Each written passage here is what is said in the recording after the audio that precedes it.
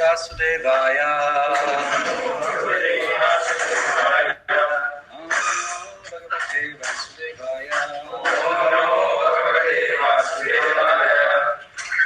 We are reading from Srimad Bhagavad Gita. This is chapter 6, text number 8. No, Haribol. Plenty.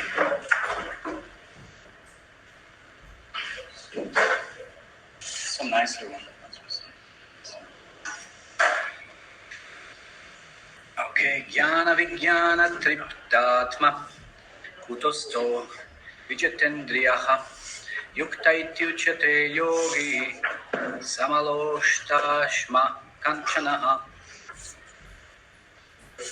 A person is said to be established in a self-realization and is called a yogi or mystic when he is fully satisfied by the virtue of acquired knowledge and realization. Such a person is situated in transcendence and is self-controlled. He sees everything, whether it be pebbles, stones, or gold, as the same. Okay, before we start discussing this verse, what did we discuss in the previous verse?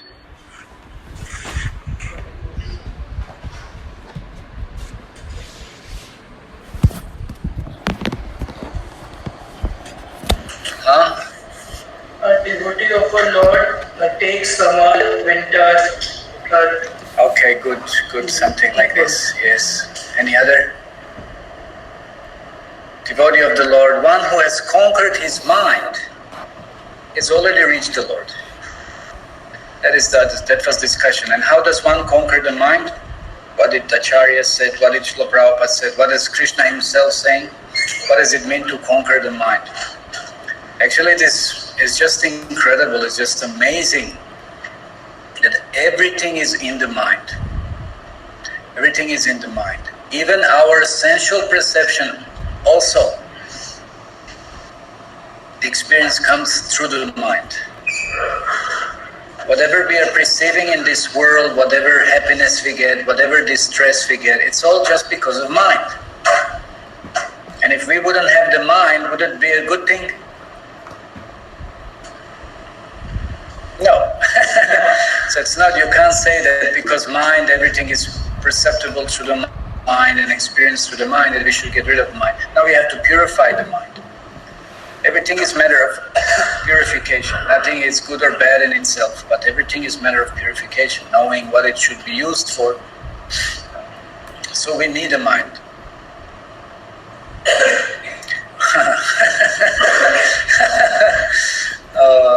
Some ecstasy, ecstatic symptoms of the great devotees manifested.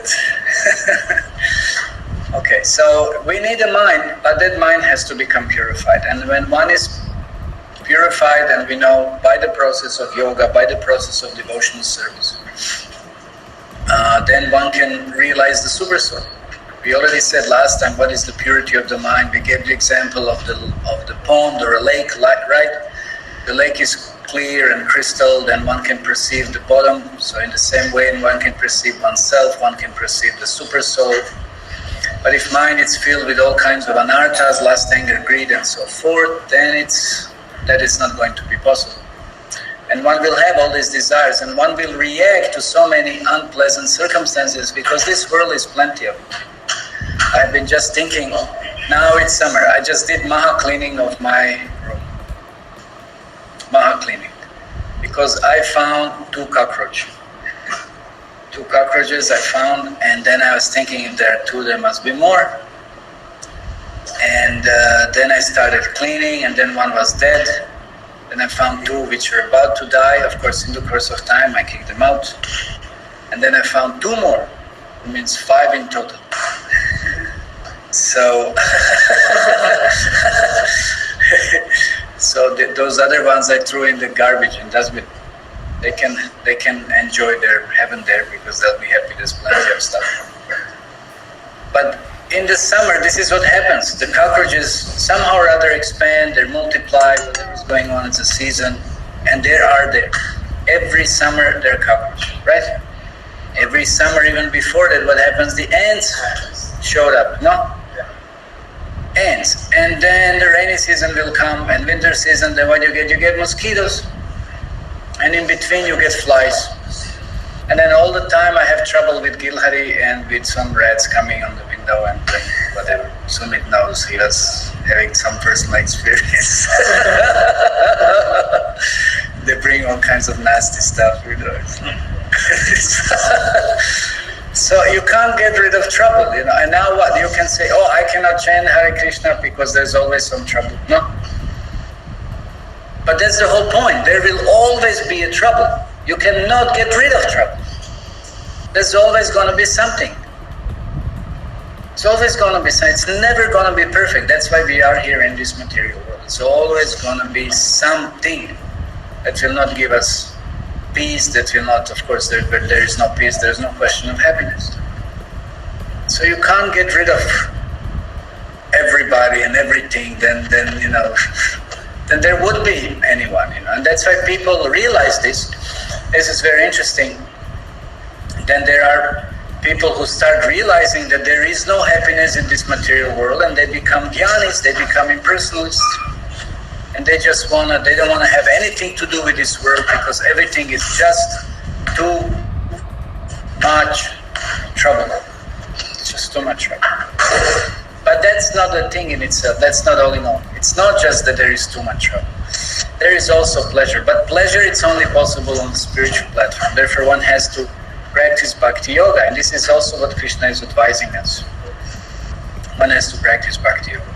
But even to practice Bhakti Yoga, one still has to bring the mind to a certain state of purity. One has to purify the mind. One has to control the mind. And that's also part of the yoga system because, again, that purity is the system of perceiving the benefits of Bhakti Yoga practice. So this is what we discussed last time in life. That one has to learn that the great devotee, the great transcendentalist, who is that? That one who controls his mind, one who is not affected by these kind of various dualities that are just inevitable in this material world. One just can't avoid. And therefore one has to remain steady in his bhakti practice.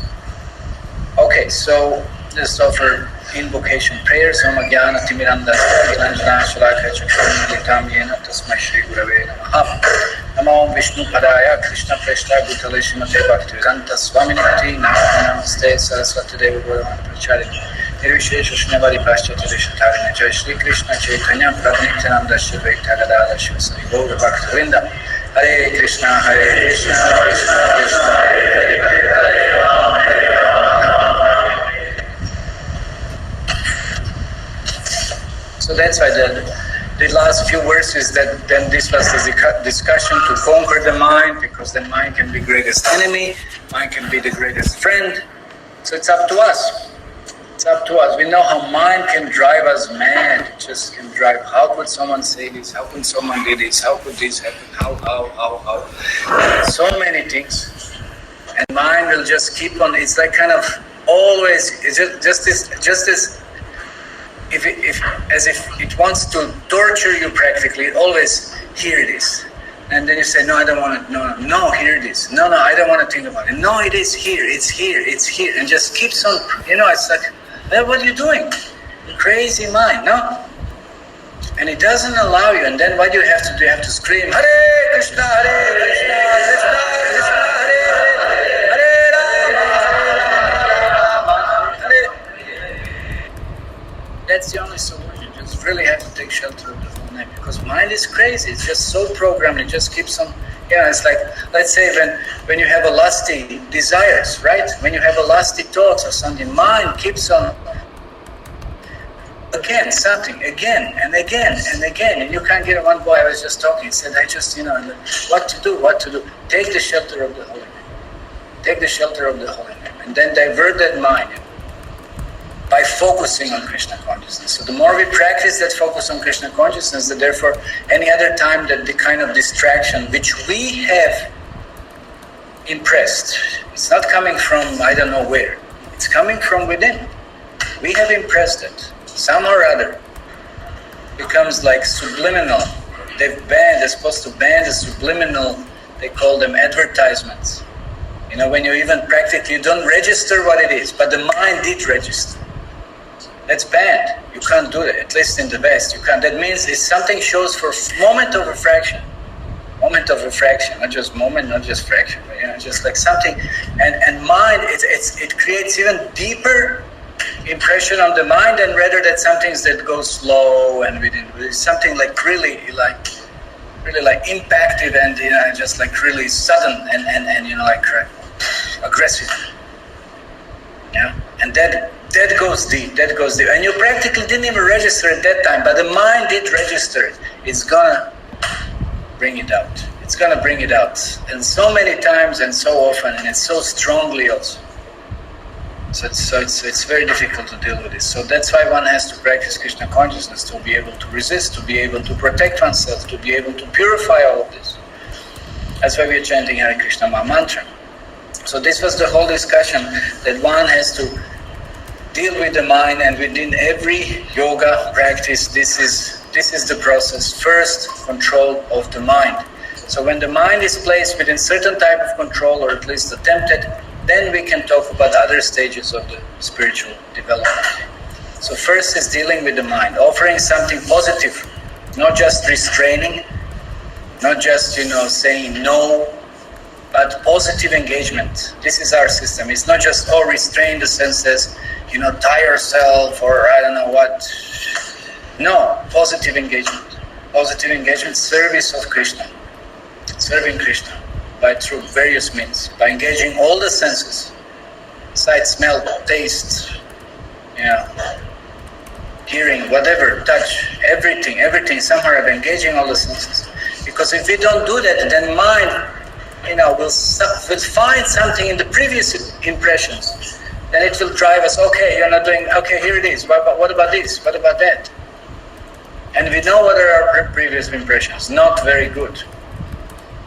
So we shouldn't allow mind to dwell on this.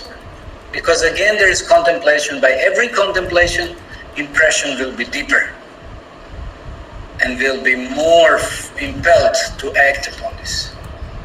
So therefore we have to create positive impressions. Therefore we have festivals, we have service, we have sadhana, and we see how it works very, very favorably, depending on intent, depending on the time and energy that every individual invests. That's what kind of result one will receive.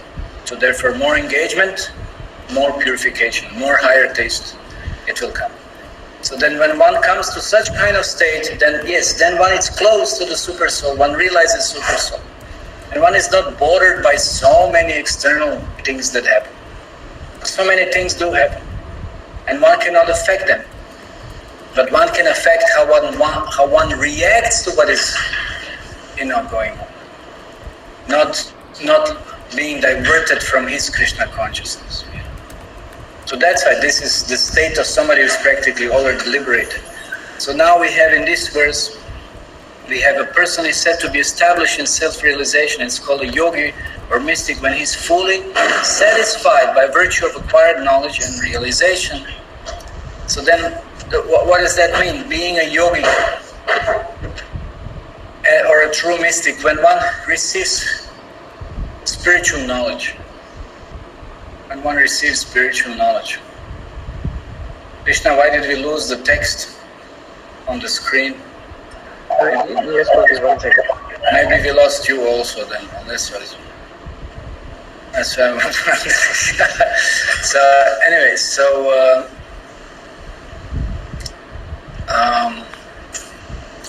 when one has a knowledge, then one can have realization. Knowledge is prerequisite. And one can have realization, that at least theoretical realization, that I'm not the body, I'm the spirit soul. That kind of knowledge initially is very welcome, it's required, it's necessary. That's the first lesson Krishna is teaching Arjuna. That's the first spiritual lesson. You are not this body. And then you start acting upon it, then you will receive so many various kinds of realizations that yes, I'm not the body.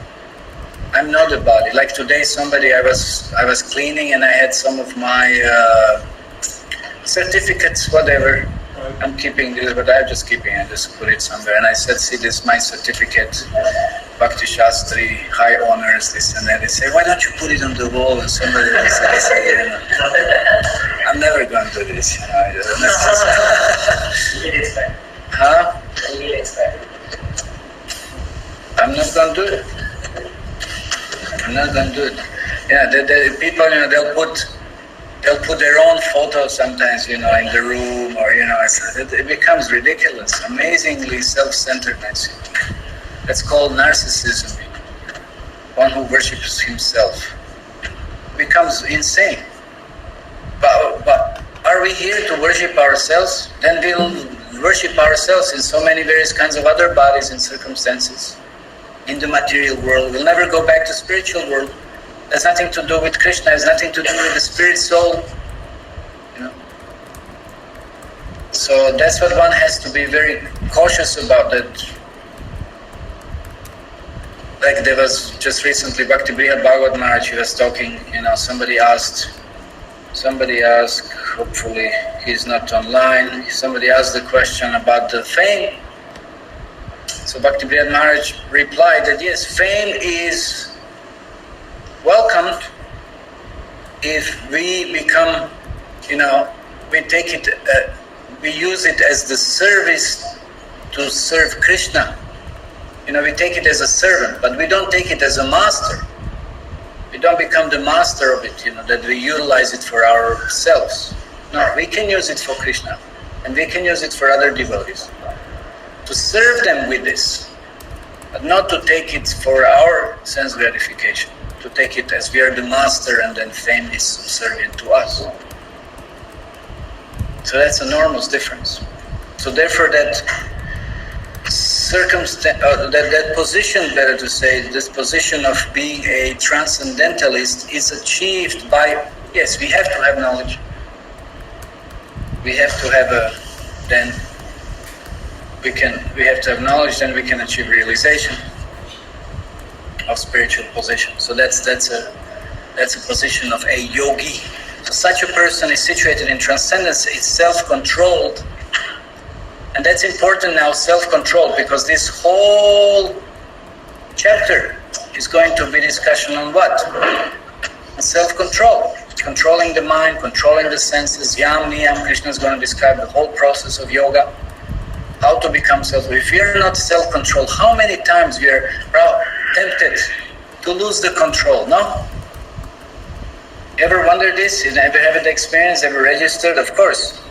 How many times we are tempted just to burst out and just to, do anything and everything and tell everybody what they have to be told?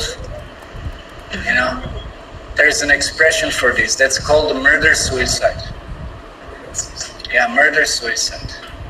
It's an expression. I'll explain what it means.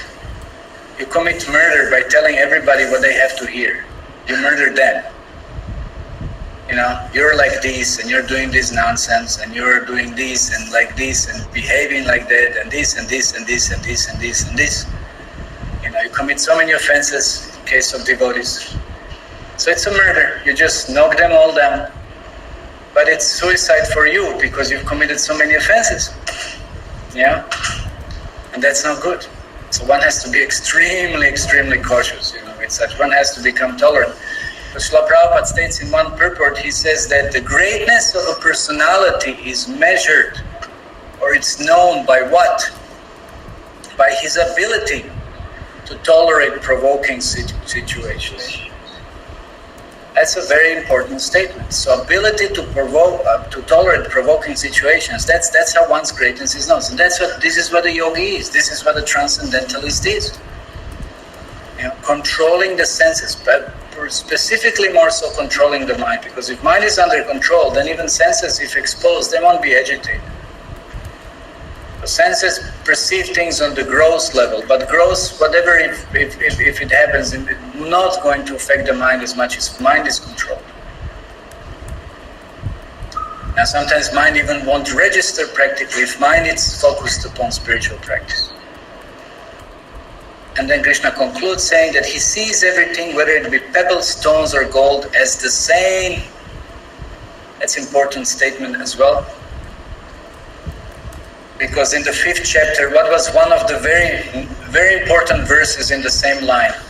Who remembers now? We were drilling this 5th chapter for quite few sessions, quite few lessons. So many satras we discussed. 5th chapter. So what is this? He sees everything, whether it be pebbles, stones, or gold, as the same. Who remembers that? Yes. No. That's a focused. But anyway, you're tempted. Because you're tempted, I give you another chance. Think. Not you. Big like lotus flower. No, wrong. That were two analogies we said you have to remember. But good, at least you remember that. But it's not what it's said here. You can't remember. 5th chapter. What is one of the most famous verses in the 5th chapter? You have hand? Now you're disqualified. Anyway, now you heard from him. You heard what he said? Be honest, yes or no? You didn't hear? Okay, so what's your answer? The one who sees the Brahmana. The one who sees lychees and everything sees the same. Yeah. Yes, Vidya Vinaya Sampane Brahmane Gavi Hasine Shone Chaiva Shvapake Chapandita Samadarshina. That the sage of equal vision sees everybody same. The elephants, the dog eater, the dog, and the Brahmana, he sees them equal. Why? Because he sees the soul. It's an equal vision. Here the same thing, he sees everything, whether it be pebble, stone, or gold, he sees them as the same. Why he sees them as the same? They're not the same, but as if they are same. Like Chanakya Pandit said, one who sees someone else's possessions like a garbage on the street. Because he has nothing to do with it. So what is the vision? Vision is, how is anything connected to Krishna or it's not connected to Krishna? That is the vision. Sees as the same, connected or not connected to Krishna. What is then position of the things? Okay, any questions so far? There were many points now we discussed. Any questions so far? And then we go explaining, the commentaries of the Acharyas and Srila Prabhupada's work. But any questions so far? Yes. In this whole process of Krishna consciousness, there are so many activities that are in this process of Krishna consciousness, there are so many activities. What? So what kind of activities? Like what kind of activities? There are services, there are sadhana. Okay. So these things are there. So is there anything which purifies the mind most, or like anything like all has the same equal effect? Well, what purifies mind the most is the chanting. It's the chanting. And then we have other 5 very powerful, potent processes of devotional service. What are those 5? Anybody read Nectar of Devotion? What are those 5? Reciting Bhagavatam, serving a devotee, going to Mathura and Vrindavan, Hare Krishna Mahamantra, and worshipping the deity. Yes, okay. So we did say the chanting, and even out of those 5, the chanting is the most important. It's the process of, okay. Any other question? Yes. Sometimes our chanting is left and there is arti. Okay, our chanting is left and there is arti, so we should give first priority to like chanting and then to arti. So whether should we do first priority to chanting then arti? Yeah, which arti? Are you talking about Mangala Arti or are you talking about evening Arti? Wait a second, relax. I know, because your name is Gaurav, so I say Gaurav Arti. And because you mess up the whole morning, it's like we should finish chanting. It said that if you don't finish your chanting by 10 a.m., you're in complete Maya practically. If you don't finish your 16 rounds by 10 a.m., that's a good chance that you're in pretty deep mind.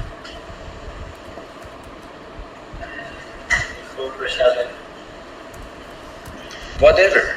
That's approximate. I'm not. It's just, Main thing is you should practically should finish your chanting before Guru Puja. Sometimes there might be some rounds left or something, depending now, maybe some plucking flower seva is going on and this and that. That's okay, some temporary distractions. But in general, one should finish its rounds in the morning itself, not to go to Arati or night before sleep and then you can't sleep and you have to chant or. So what to give priority? Priority is always chanting. You should do it as first and as soon as possible. Then we can talk about Mangal Arati or Guru Puja Arati or, but not about evening Arati. Chanting should be finished by that time. That's why I said it's the first process, the most important process. It should be done immediately. Okay, anything else? Related to this. Okay, related to this what? So this we talk about chanting. So but I've seen another extreme that some prefer to do like less seva and more chanting, like this. So what's the point? So is this fine that more chanting? There's no general answer to this. That should be discussed and seen individually, who is doing what and what's going on. Yes? Because our mind is not in our control. Because our mind is not in our control. Unintentional chanting. But there are certain exercises like yoga exercises. Yoga exercise. Yes, one can do pranayama. Focus better. Yes, to focus better. One can do pranayama. One can do pranayama. But it's not that it has to become a rule or something. But if one kind of has some inclination, one can do that. Yes? Is it healthy to wake up at 2 a.m.? Is it healthy to wake up at 2 a.m.? Yes, it is healthy. Actually, I tried 2 days. Okay. But I fall in. Yeah, well.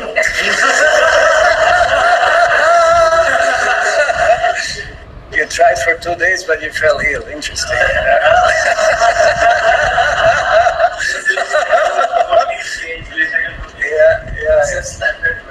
But is it healthy?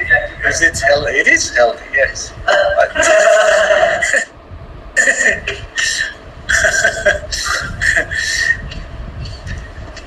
But everything has its, certain application and certain balance and certain other considerations that has to be, taken into. How to control that dream? Because mind to control my mind is. How to control the dream? But who will control the dream? Can dream actually?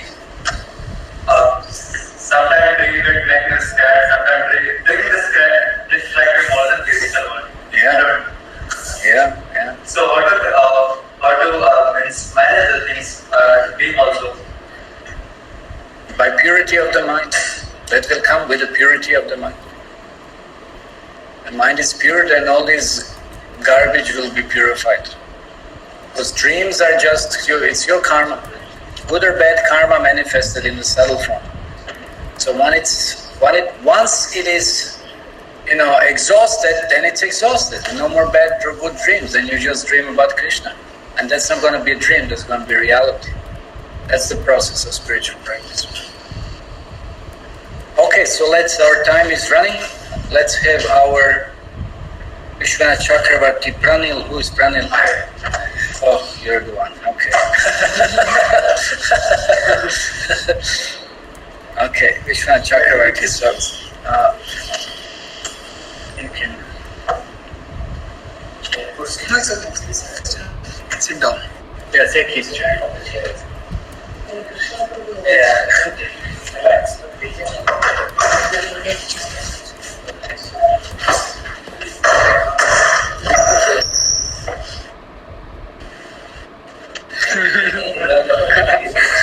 Shall I? Yeah. Next time I should put tilak. Whoever is speaking should have tilak. Okay. Anybody else? and put tilak in the IPP office. Whoever is. Sumit, you're gonna. Okay, yeah. You're giving translation or what? I was waiting for God. Shri Vishwanath Chakravarti Thakur's commentary. He is devoid of desires. Yeah, but you're not reading. We said you give summary. I'll read first and then I'll explain. No, not reading. You have to explain. So- You have to raise the questions. If you don't understand something, ask the audience. Okay. And if you did understand something, you have some realizations you may share. Okay.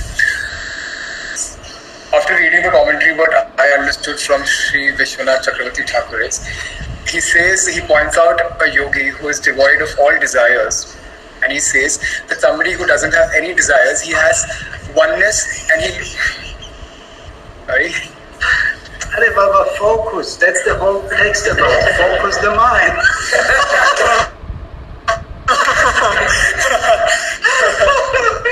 Okay, sorry. I just got distracted.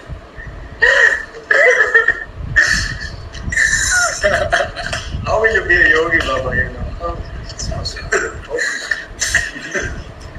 So he says that one who is devoid of all desires, he pervades in one particular type of a nature. He sees everything in oneness. So he looks at a lump of stool and a rock and a gold in the same way. He doesn't really give a priority to a lump of gold or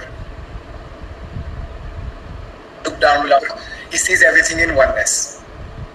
So it's basically somebody who is in knowledge, which is knowledge which is jnana, and realization which is vijnana. He sees everything as the same. In which sense? That's the same. Just like... He explains it or not? No, there's a very small commentary. Okay, hopefully we'll find out who is next. Sahib. Hey, you know what to say? Okay. Hare Krishna. What I have learned from Sri Ramanujacharya's commentary, that he has clearly stated who can perform yoga. There are three main points I have learned. Who's commentary? Sri Ramanujacharya.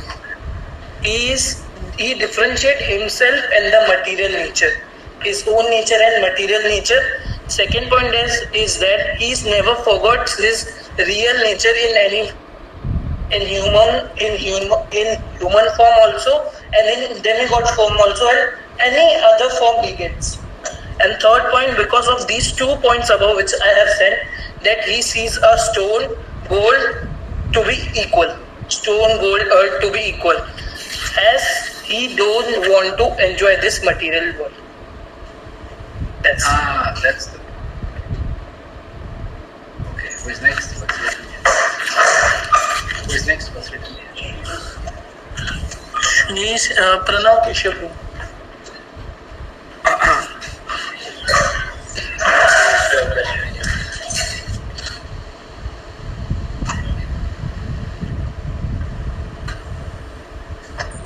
Keshav Kashmiri. Hare Krishna, Sri Sridhar Swami commentary. Yeah. The characteristic and the superiority of one. No reading. Okay. What? Okay. So, Sridhar Swami saying that we can get the supreme knowledge with yoga and science, but yeah, I have read that. What you again you're reading? Sorry, I'm not You're supposed getting. to read. You're supposed to, summarize.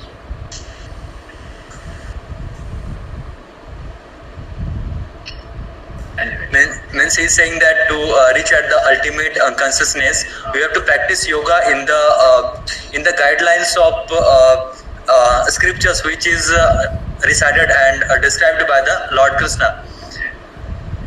And that knowledge which we receive as an instruction, and only that knowledge will help us to know everything from inside towards like senses control, and when we will follow all the instruction like sense control and equal vision towards all the meditation, how to do a meditation, and then we will able to achieve that types of knowledge. Means overall, the summary is that Bhagavad Gita is the best instruction to know your inner potential as an instruction which Lord Krishna told, and to know to discover the purpose of life. So this is what he is saying. Okay.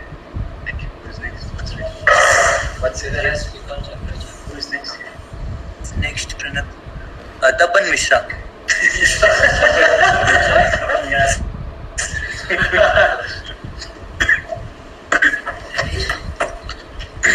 Hare Krishna. Sri Madhavacharya commentary actually. Madhavacharya. Yeah.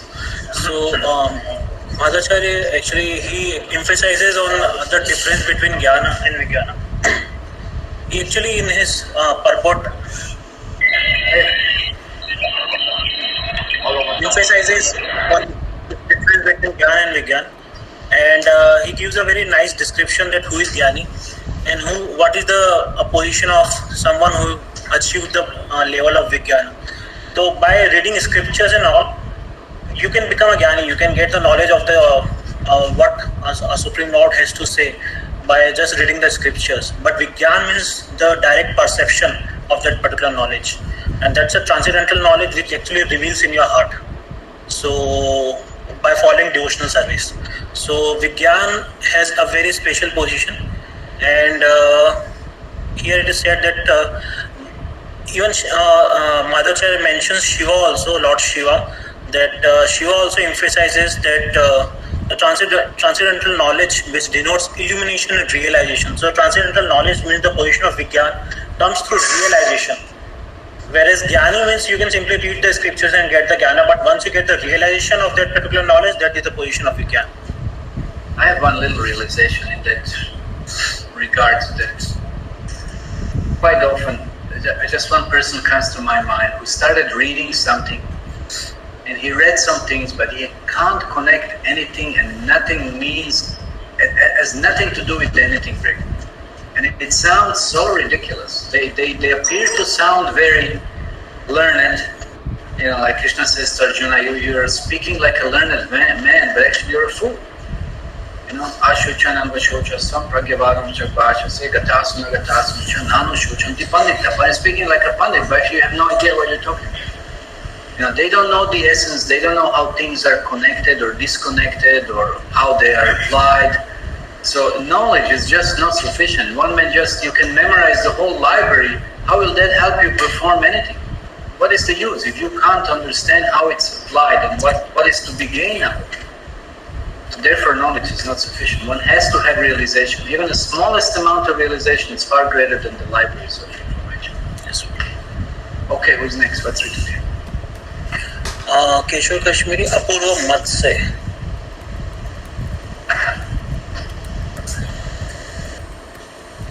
Why didn't choose that one? I have written whatever I understood. It's written, but you have to speak. Where are you going now? Why? Actually, there has to be. I have written this, right? But you can't read. You should paraphrase. You should speak from your heart. Yeah. Here Keshav Kashmiri, Sri Keshav Kashmiri here told that first thing, for understanding spiritual knowledge from scriptures, we have to have some personal realization.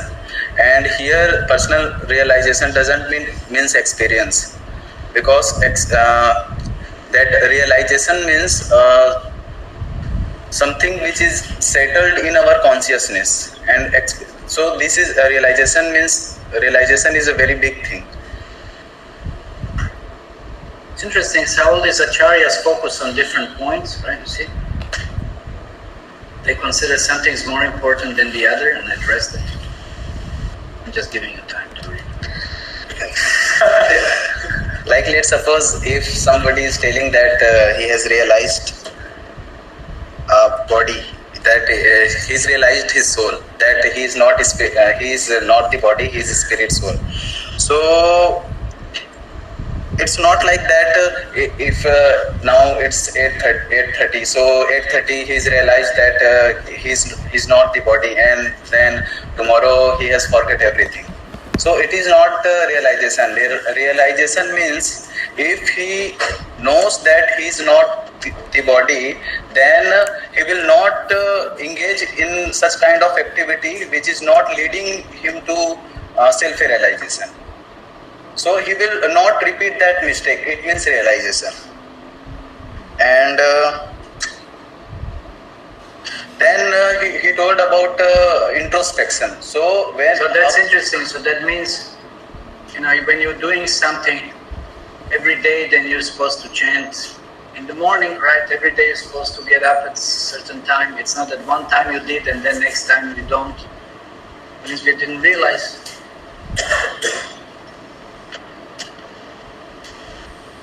Then he told about introspection. So when we are we are practicing spiritual life, we have to introspect that we are really advancing or not. And we have to examine very carefully that what's going on in our spiritual life. If we have some problem, that what is the root cause, and how we can come out of that problem.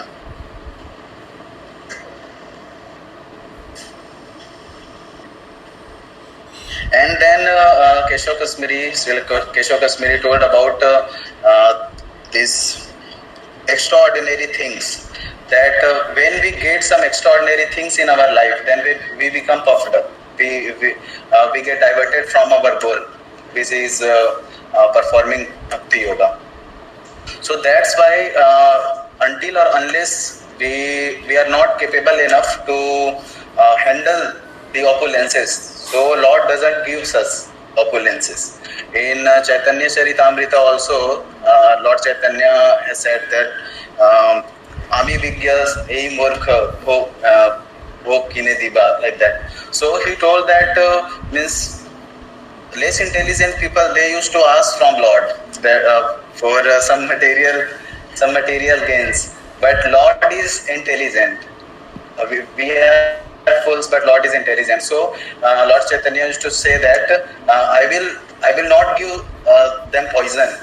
I will give them real taste of devotion, by which they can forget that opulences.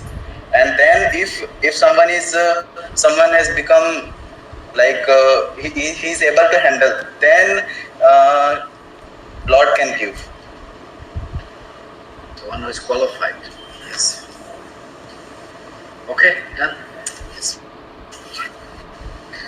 Who is yogi also he told. So yogi in this he told that who is equipped, the person who is equipoised to every condition and who is equipoised to every living entities, who is self-controlled.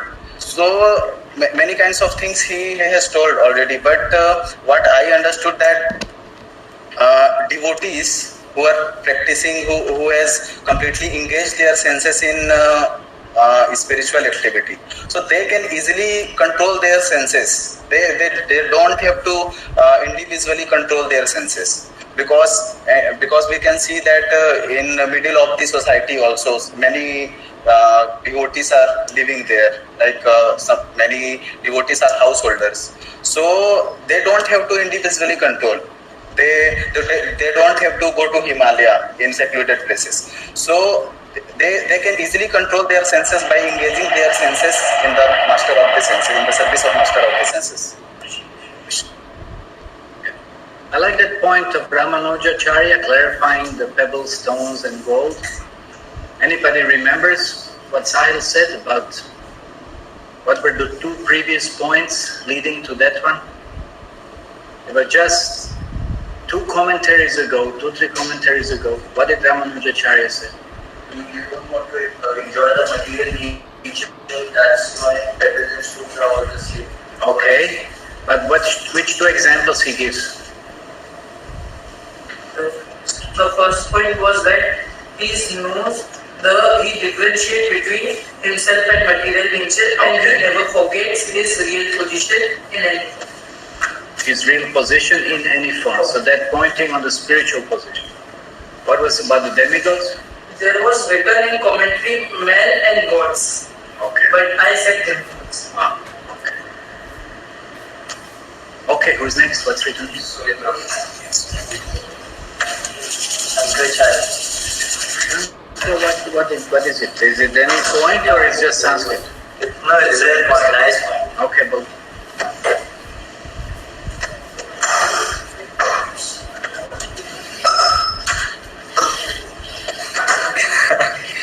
So commentary by Sri Adi Shankaracharya. no reading. So Shankaracharya, he's making he's giving a situation that if that those situations are fulfilled, then one is a good yogi. One is a so he's saying that one has to be satisfied by the knowledge and realization given in the scriptures.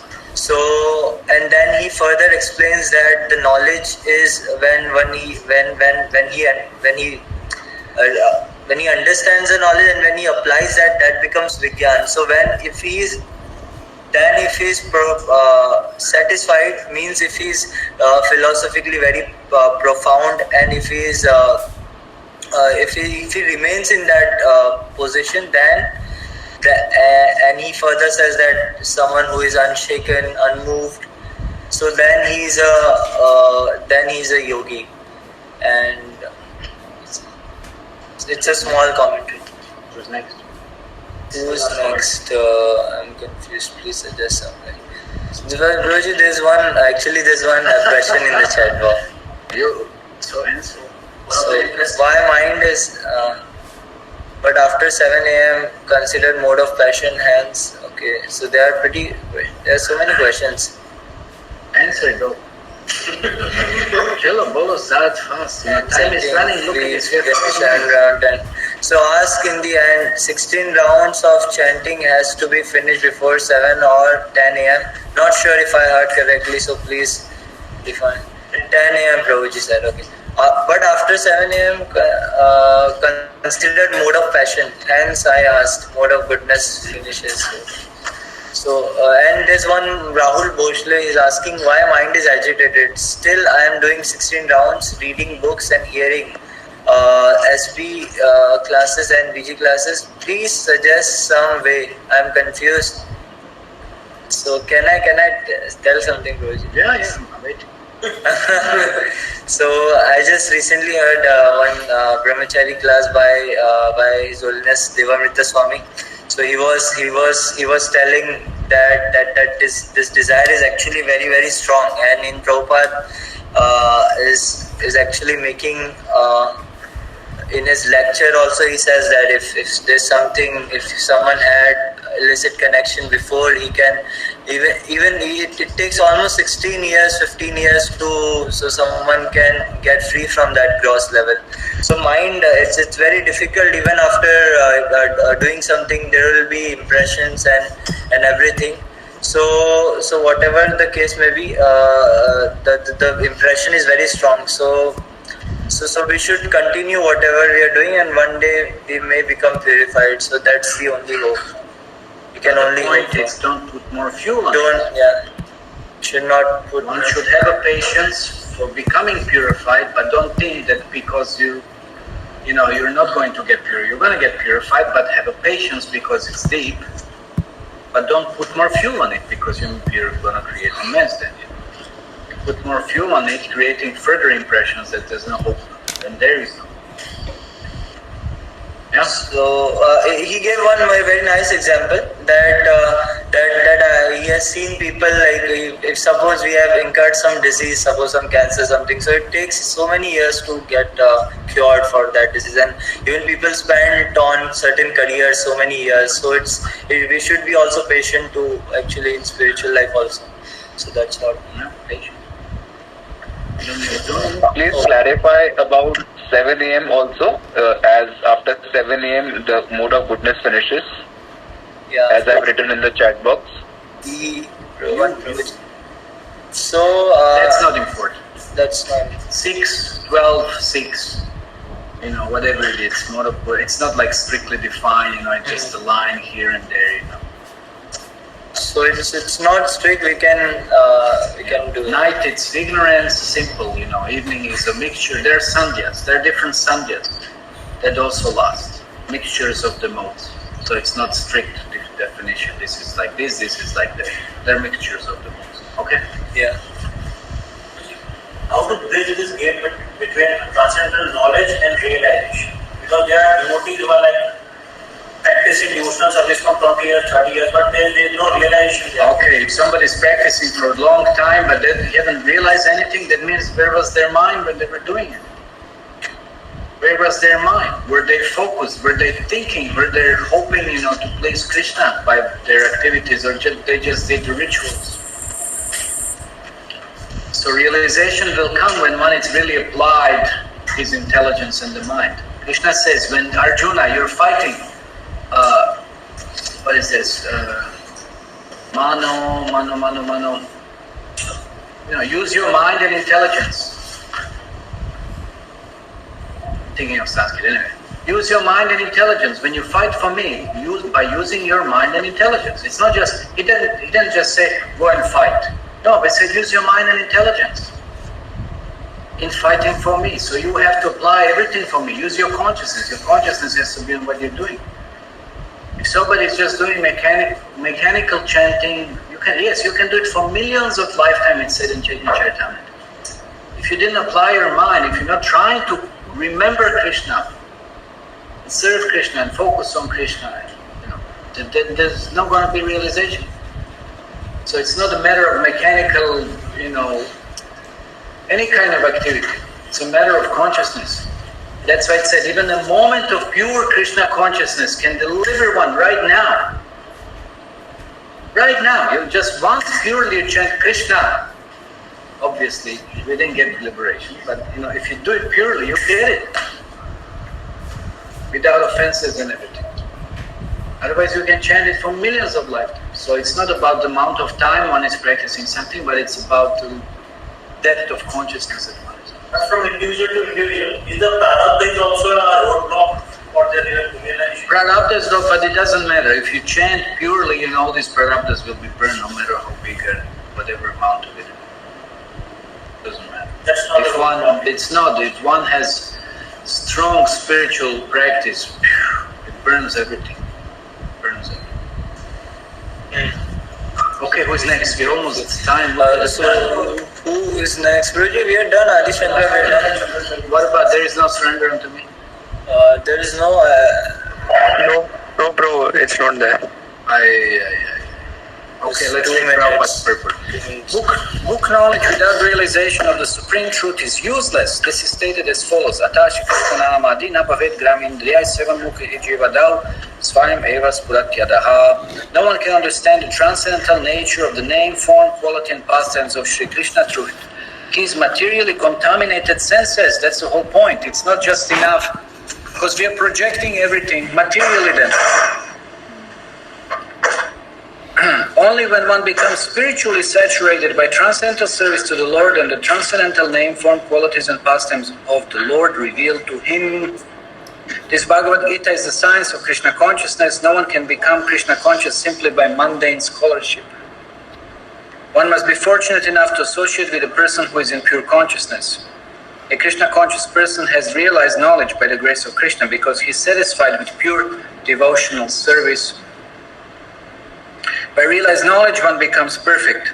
By transcendental knowledge, one can remain steady in his convictions. But by mere academic knowledge, one can be easily deluded and confused by apparent contradictions. It is the realized soul who is actually self-controlled because he surrendered to Krishna. He is transcendental because it has nothing to do with the mundane scholarship. For him, mundane scholarship and mental speculation, which may be as good as gold to others, are of no greater value. They're pebbles and stones. So you see, it's a matter of material perception and the spiritual perception. That's what we pointed out. That's why that difference in the vision of what one perceives. From a material point of view, the gold can be Actually, for the spiritual, it's just like stones and pebbles. Okay, so Prabhupada ki jai, Bhagavad Gita ki jai, Gaur Premanande, Hari Hari.